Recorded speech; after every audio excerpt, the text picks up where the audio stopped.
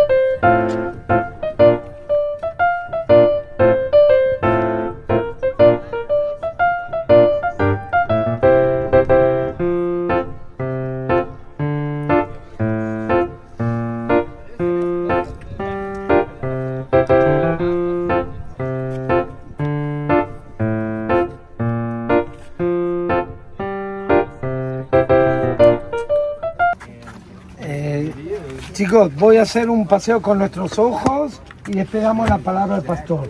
Vamos a comenzar por la izquierda. Aquel monte gordito que vemos a la izquierda lleva el nombre del monte Tabor. Ayer lo hemos visto, ayer leímos la Biblia, el sitio que recuerda la transfiguración, el encuentro de Elías, Moisés con Jesucristo. Tiene lugar en aquel monte. La Biblia dice es un monte alto, cercano a Nazaret, por aquí habrá sido. Nosotros ahora estamos a 400 metros sobre el nivel del mar. Todo lo que está aquí debajo nuestro es el Valle de Israel, o lo que llamamos, depende de qué parte, el Valle del Armagedón. De aquel lado están las montañas del Monte Carmelo, allá a lo lejos. Haifa, la ciudad que estuvimos en Haifa, sobre esa cadena montañosa hacia la derecha. Ahí recordamos el Armagedón, la batalla final, el bien contra el mal. Abajo nuestro estamos viendo la ciudad de Afula, que es la capital de este valle agrícola, comisaría, estación de tren, hospital, que brinda servicio a todo este valle agrícola. Y detrás nuestro, la ciudad de Nazaret, ¿okay? Donde Jesucristo pasó su niñez, su adolescencia. De la Nazaret del periodo de Jesús sabemos poco y nada, especialmente por falta de pruebas arqueológicas, especialmente por falta de pozos de agua. Por aquí no hay fuente de agua casi, o sea que la gente no vivía por aquí mucha. También sabemos de que no era un paso muy importante porque la gente caminaba por los valles, no por las montañas, no tenían 4x4, así que Nazaret era una pequeña aldea. Si le agregamos lo que dijo Bartolomé de Caná, cuando escucha hablar de un tal Jesús de Nazaret, dice, ¿quién puede salir bueno de Nazaret? ¿Ok? Eso nos da la señal que era una pequeña ciudad sin importancia. Una vez que entendemos todo esto, nos vamos a Lucas 4 y vamos a leer, ahora sí, el tiempo de la parte espiritual. ¿Dónde está el pastor que me estaba...? Ah, acá. No estaba... Un tanto amplio de las escrituras, en este caso Lucas 4, y vamos a empezar a partir del versículo 14, donde dice lo siguiente: Jesús regresó a Galilea en el poder del Espíritu, y las nuevas acerca de él se divulgaron por toda aquella comarca, y enseñaba en sus sinagogas siendo alabado por todos. Llegó a Nazaret, donde se había criado, y según su costumbre entró en la sinagoga en el día de reposo y se levantó a leer. Le dieron el libro del profeta Isaías, y abriendo el libro halló el lugar donde estaba escrito: El Espíritu del Señor está sobre mí, porque me ha ungido para anunciar el evangelio a los pobres, me ha enviado a proclamar libertad a los cautivos y la recuperación de la vista a los ciegos, para poner en libertad a los oprimidos y para proclamar el año favorable del Señor. Cerrando el libro, lo devolvió al asistente y se sentó, y los ojos de todos en la sinagoga estaban fijos en él, y comenzó a decirles hoy se ha cumplido esta escritura que habéis oído. Y todos hablaban bien de él y se maravillaban de las palabras llenas de gracia que salían de su boca y decían: ¿no es este el hijo de José? Entonces él les dijo: sin duda me citaréis este refrán: médico, cúrate a ti mismo. Esto es, todo lo que oímos que se ha hecho en Capernaum, hazlo también aquí en tu tierra. Y dijo: en verdad os digo que ningún profeta es bien recibido en su propia tierra. Pero en verdad os digo, muchas viudas había en Israel en los tiempos de Elías, cuando el cielo fue cerrado por 3 años y 6 meses, y cuando hubo gran hambre sobre toda la tierra, y sin embargo, a ninguna de ellas fue enviado Elías, sino a una mujer viuda de Sarepta, en la tierra de Sidón. Y muchos leprosos había en Israel, en tiempos del profeta Eliseo, pero ninguno de ellos fue limpiado, sino Naamán el sirio. Y todos en la sinagoga se llenaron de ira cuando oyeron estas cosas, y levantándose, le echaron fuera de la ciudad y le llevaron hasta la cumbre del monte sobre el cual estaba edificada su ciudad, para despeñarle. Nosotros nos encontramos ahora en un lugar representativo, el lugar donde muchas personas llenas de odio quisieron lanzar a Jesús hacia abajo. Y bueno, era una caída bonita, pero el motivo era el por qué. El por qué. Todo el mundo ha sabido que a lo largo de la historia han habido predicadores, y en la zona de Israel, Nazaret, en la zona de Galilea, no era Jesús el único que se levantaba con un mensaje, con una enseñanza, con profecías.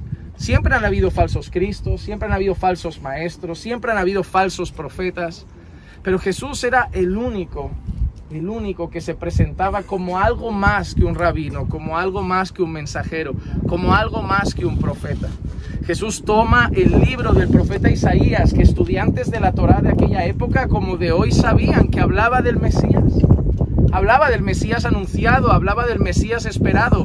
Y cuando Jesús cita al profeta Isaías, pues todo el mundo quizá esperaría que Jesús dijera: bueno, ese es el profeta que esperamos, el Mesías anunciado, el Mesías que estamos esperando, el Cristo, el Redentor. Pero cuando Jesús lee esas escrituras, en lugar de decir esperamos al Mesías, esperamos al Redentor, Jesús mira a la sinagoga y le dice: hoy se ha cumplido esa escritura delante de vosotros. Jesús les está diciendo: yo soy el ungido de Dios. Yo soy el enviado del Señor. Yo soy el deseado de las naciones. Yo soy el Hijo del Altísimo. El problema con Jesús no era que se presentara como profeta, ni siquiera como maestro. El propio Nicodemo se acercó a Jesús y lo llamó rabí. Le dijo: mira, maestro, sabemos que vienes de Dios por las cosas que haces. Dios te está respaldando. Ellos no tenían problema en reconocer que Jesús era un rabino más. No tenían problema en reconocer que Jesús era un maestro más. Pero cuando Jesús hacía cosas como obrar en el día de reposo y ellos ir a condenarlo y él presentarse como: yo soy el Señor del día de reposo. Cuando Jesús habla del templo y dice: alguien mayor que el templo está aquí. Cuando Jesús perdona pecados y la gente se lleva las manos a la cabeza diciendo: ¿quién es este? ¡Qué blasfemo! Solo Dios puede perdonar pecados. Y obviamente Jesús estaba enseñando algo. Jesús estaba enseñando que no era solamente un hombre, Jesús era totalmente Dios. Era el Hijo de Dios, Dios encarnado, Emmanuel, Dios con nosotros. Y esas son las cosas que irritaban a los escribas y fariseos de la época. El que Jesús se presentara como el Hijo de Dios, el que Jesús se presentara como el Señor, el ungido. Eso es lo que llevó a las personas a llevar a Jesús hasta este lugar y querer tirarlo abajo. Y eso va a seguir pasando en muchos lugares donde Jesús sea proclamado. En muchos lugares y países donde Jesús es anunciado como el Señor pasan esas cosas. Porque si decimos que Jesús fue un personaje histórico, que fue un mártir, nadie se va a enfadar. Si decimos que Jesús fue alguien que se otorgó él como si tuviera poderes divinos, nadie se va a enfadar. Si creemos que Jesús fue un revolucionario, nadie se va a enfadar. Si decimos que Jesús fue el profeta de los cristianos, nadie se va a enfadar. Pero allí donde Jesús es proclamado como el Señor, ahí la gente quiere ser tirada de un precipicio.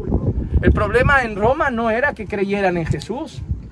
A ellos no les importaba si querían seguir a Jesús. Ellos simplemente querían que reconocieran que César también era Señor. Y el problema es que los creyentes reconocían que solamente Jesús es el Señor. Y eso llevó a que los tiraran de otro precipicio llamado el Coliseo Romano. Y eso hasta hoy pasa en muchísimos lugares, donde tener fe en Cristo no es un problema, pero decir Jesús es el Señor, ese es un problema. Por eso nosotros debemos tener esa convicción. Nosotros no debemos esconder la realidad de quién es Jesús para nosotros. No tenemos que tener miedo porque Dios está con nosotros. Y que cuando nos pregunten quién es Jesús, no dudemos en decir, Él es el Señor. Él es el ungido. Él es el deseado de las naciones. Él es aquel delante del cual toda rodilla se doblará y toda lengua confesará, no que es un profeta, no que es un sacerdote, no que es un rabino, toda lengua confesará que Jesús es el Señor. Pero obviamente, y eso a veces nos pasa también a nosotros, ya saliendo al margen de la historia, Jesús ofrece unas palabras un tanto curiosas. Ningún profeta tiene honra en su propia casa. Allí donde Jesús llegaba, la gente se admiraba, la gente se sorprendía por todos los milagros que hacía, pero en Nazaret era el hijo del carpintero. A veces nos miramos a nosotros y hablamos con personas de la fe y nos escuchan, hablamos con gente en la calle y nos escuchan, predicamos a muchas personas, incluso atienden los sermones y gente te dice que ha conocido al Señor. Perdón. No sé cómo se dice esto en hebreo. Pero cuando nosotros hablamos con nuestra familia, no sé si les pasa, ya no eres el pastor, el predicador, ya para tu mamá eres un niño. Es como, hijo, está bien lo de tu fe, pero eres un niño. Para tu padre eres su hijo. Y unos ven como el pastor, pero él no, es mi hijo. Él me hace caso, yo mando sobre la vida de ese muchacho. Tu hermana, eres su hermano. Entonces, uno vive de alguna manera eso también. Uno sirve al Señor en tantos sitios, personas se ven beneficiadas de nuestro servicio al Señor, pero cuando nos acercamos a veces con el Evangelio a nuestros padres, nos miran como, yo respeto tu religión, hijito, pero te miran como, no, eres el niño, el hijo. Y a veces oro, de verdad oro, digo, Señor, ¿será que tienes que poner a otra persona desconocida en el camino de mis papás para que les predique y lo tomen en serio? ¿Será que tienes que usar a un desconocido en la calle un día para que les hable la palabra y no lo vean como un niño, como el hijito, sino como un predicador? No sé, porque a veces siento lo mismo que Jesús expresó, que en nuestra casa siempre seremos lo que fuimos. Uno el hijo del carpintero, uno aquel que fue un maltratador, uno aquel que fue un mujeriego, otro aquel que fue un ladrón, pero nunca seremos lo que somos hoy en Cristo. Pero bueno, tenemos que seguir luchando por tener el mejor testimonio posible delante de nuestra familia, seguir anunciando las buenas nuevas de salvación. Algunos familiares de Jesús acabaron, varios conocidos de Jesús acabaron detrás de Él, creyendo en Él. Así que tampoco debemos perder la esperanza de que predicando el Evangelio y teniendo el testimonio adecuado, nuestros seres queridos también acaben creyendo en el Señor Jesús. Pero lo más maravilloso es que cuando trajeron aquí a Jesús para lanzarlo abajo, no lo consiguieron. No lo consiguieron, y solo por un motivo. No porque tuvo suerte, no porque era un gran estratega, no porque sabía escapar de las cosas, sino porque no había llegado su momento. Su momento iba a llegar, y el día que llegó su momento, él dijo incluso, va a llegar, no os preocupéis, me van a hacer esto, pero ese día no era. Todavía tenía mucho que anunciar, mucho que predicar, mucho que hacer, mucha voluntad del Padre que cumplir, y eso también nos enseña que por mucho que se complique la vida, si no es nuestro día, no nos caeremos por el precipicio. Pero cuando sea nuestro día, a lo mejor es solo un bache y ahí acaba nuestra historia. Porque nuestra historia no depende de si nos quieren o no tirar de un precipicio. Nuestra historia está escrita en las manos del Señor. En uno de los salmos más bonitos que hay en las Escrituras, el salmista dice, mi embrión vieron tus ojos. Y una cosa hermosa que él menciona es, y todos los días de mi vida fueron escritos antes de que me fuera dado un solo de ellos. El salmista dice, toda mi vida ya está escrita. Yo ni siquiera he nacido, pero tú ya has escrito el principio y el final de mi historia. Y eso es algo que Jesús sabía. Me pueden llevar al borde de este precipicio y seguramente ni tuvo mucho miedo o no estaba asustado, porque sabía, no ha llegado mi hora. Pero también cuando sabía que la historia había sido escrita de manera perfecta y llegó el momento, sí que dijo otra cosa. Dijo, ahora sí, ha llegado mi hora. Y pronto estaremos en esa zona, donde hablaremos ya de otro suceso, del momento en el que sí llegó la hora de su pasión, de su entrega y de su crucifixión. Vamos a hacer una pequeña oración. Padre, te damos muchas gracias porque desde este precipicio recordamos, Señor, un momento crucial en la historia donde a nuestro Señor, a nuestro Salvador, a Jesucristo, lo asomaron, Señor, al borde de este precipicio para quererlo matar y tirarlo abajo, avergonzarlo y humillarlo, pero no había llegado la hora.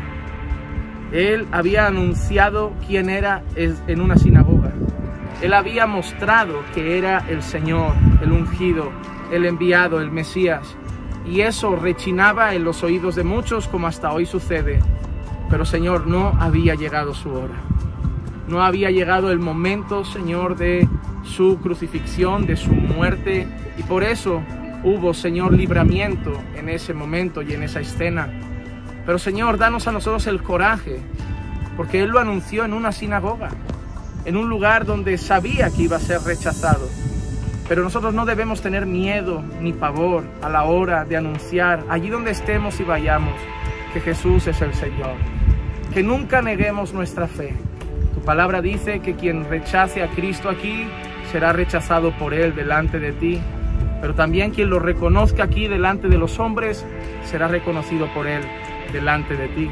Ayúdanos, Señor, a reconocer el señorío de Cristo allí donde vayamos, a no tener miedo, no tener vergüenza y no tener temor, sabiendo que en todo tú estarás con nosotros, Señor. Danos valentía y coraje para proclamar a los cuatro vientos que Jesucristo no es solo un profeta, no es solo un rabino, Él es el Señor, el Mesías, nuestro Salvador, nuestro Redentor.